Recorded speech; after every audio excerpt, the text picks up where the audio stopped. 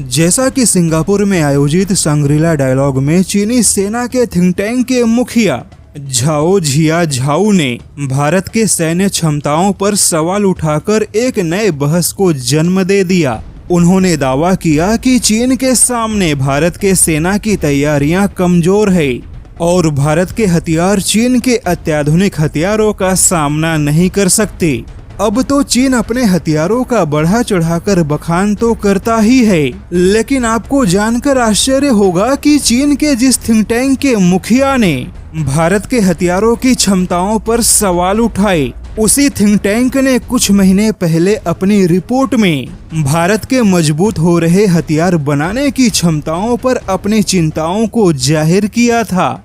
और इसी Chinese academy of military science of the people's liberation army के एक सलाहकार ने भारत के एक राफेल फाइटर जेट के मुकाबले तीन फाइटर जेट की रणनीति बनाने की सलाह दी थी। लेकिन भारत के एक राफेल के पीछे तीन फाइटर जेट के तैनाती की सलाह क्यों दी गई, यह जानकर आपको बहुत ही आश्चर्य होगा।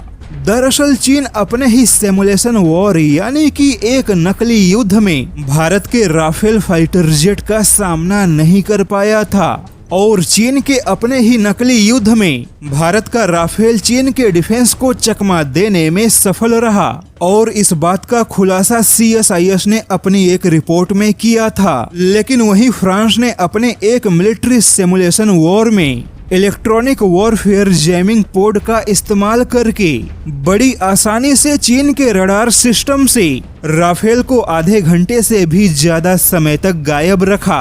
लेकिन आपको जानकर आश्चर्य होगा कि फ्रांस के सिमुलेशन वॉर को भारतीय वायुसेना के पायलटों ने हकीकत में करके दिखाया, क्योंकि भारतीय वायुसेना के पायलटों ने राफेल के साथ अपने ट्रेनिंग के दौरान सच में खुद फ्रांस के रडार सिस्टम से राफेल को गायब कर दिया था। वहीं चीन के पास ऐसा कोई भी फाइटर जेट नहीं है जो हथियारों से लैस होकर 55,000 फीट की ऊंचाई पे डॉग फाइट करने में सक्षम हो। लेकिन हिमालय के पहाड़ी क्षेत्रों में भारत का राफेल यह काम बड़ी आसानी से कर सकता है।